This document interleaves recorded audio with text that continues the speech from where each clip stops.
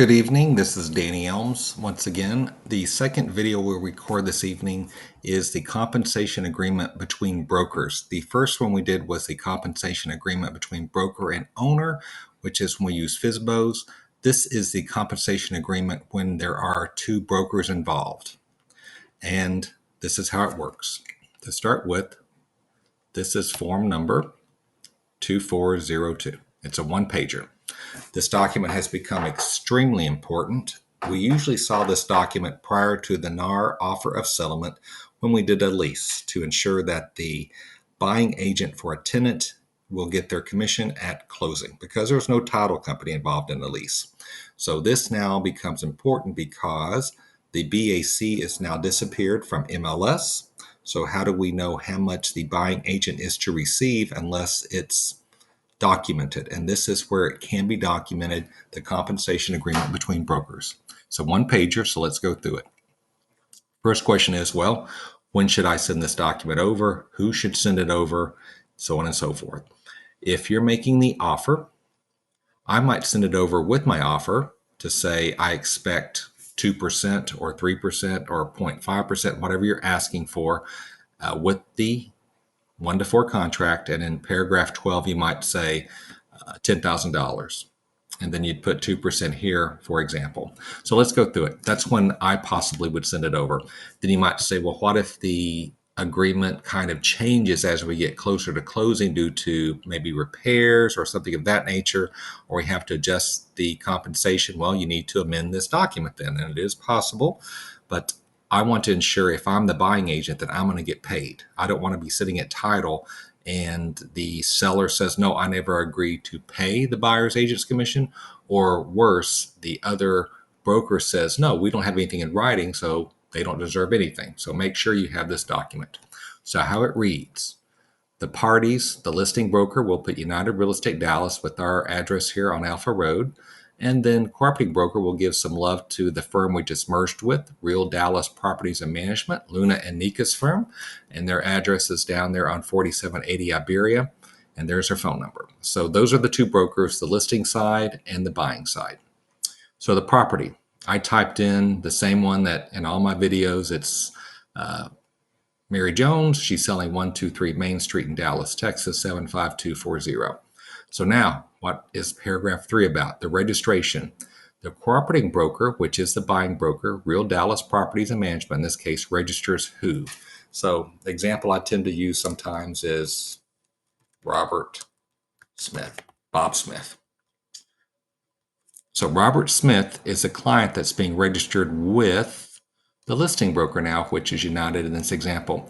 Listing principal broker represents the owner of the property, which is Mary, and the cooperating broker represents the client, which is Robert Smith. The term of the agreement. This agreement begins on, I put tonight's date, August 4th, and let's say we have a normal 30-day closing date. Well, I could put September 4th here, but what if the closing gets delayed a few days? Well, why don't we put in a little buffer, and I put in 2 weeks buffer just in case, and we can always amend, amend the closing date.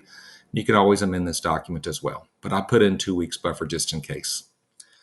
Now, what are these cooperating broker fees? And again, this is why this document is important, because of the NAR offer of settlement.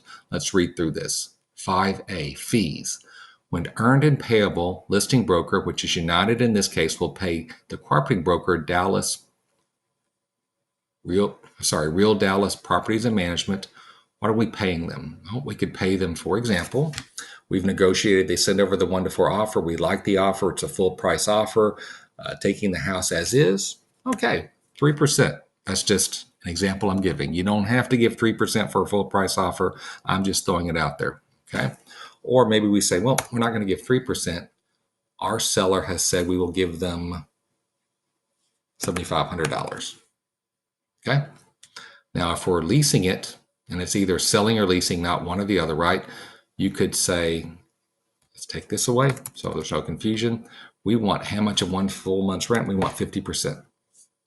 That's fair in my opinion, but sometimes the buying agent gets 30%. But whatever you have agreed to, you put it in here, or you can put in a flat dollar fee, obviously.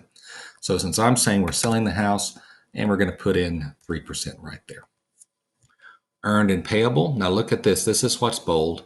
Any escrow or closing agent is authorized to pay the cooperating broker's fee from listing principal broker's fee at closing. So all that's saying is United is collecting some figure from the seller based upon the listing agreement. And let's say that was 6%. And what this bold statement is saying is from that 6% that the title company will pay out to the listing broker, the title company will take 3% of that 6% and pay to our friends at Real Dallas Properties. Simple as that. That's what that means. So related properties, if a related party of a client agrees to purchase or lease all or part of the property during the term, cooperating broker will be entitled to all compensation under this agreement as if client had acquired the property. So what does that mean? Well, it's happened to me once where I showed up home to a couple, and at the end it was mom and dad who wanted to buy the property. Fortunately, I had a listing agreement and I was fine, but you've got to be aware of that, okay? Because sometimes they think, well, it's really for mom and dad and we can cut the cooperating broker out. No, you can't, not if you've got this in place. So the entire agreement, this agreement is the entire agreement of the parties and may not be changed except by written agreement. This agreement supersedes any prior agreement between the parties concerning the same subject matter. So this is an important document. And then you see here, we will click this little box here.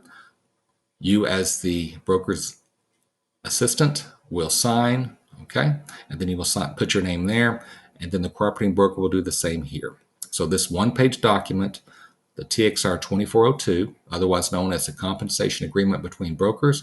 It was called previously Agreement Between Brokers, always used with leases.